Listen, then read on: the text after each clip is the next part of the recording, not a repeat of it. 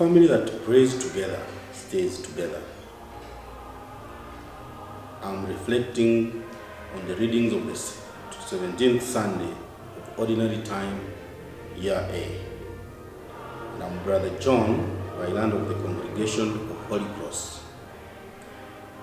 The first reading comes from 1 Kings chapter 3, verse 5, 7 to 12. And the psalm is from Psalm 119. The second reading is Romans chapter 8, 28 to 30. And our Gospel is from Matthew 13, 44 to 46.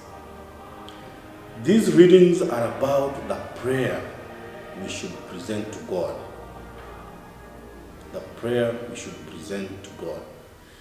In the first reading, we are given the prayer of young King Solomon, who asks for wisdom that is the proper use of the law, to judge, to govern, to administer, and to deal fairly with everybody.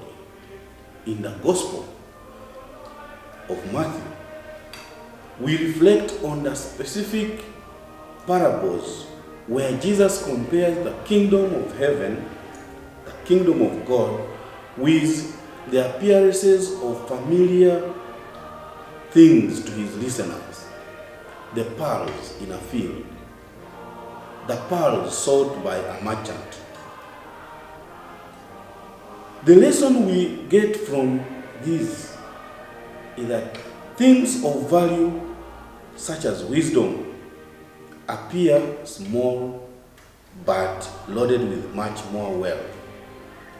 In the Psalms, we have been told to reflect, to compare God's law to the treasure in the form of gold and pearls. It suggests that wise Solomon preferred God's wisdom to wealth. I put an example of a parent who searches for a school for their children. The value of that school is the treasure in the values, the treasure in the rules and regulations and the culture of that school.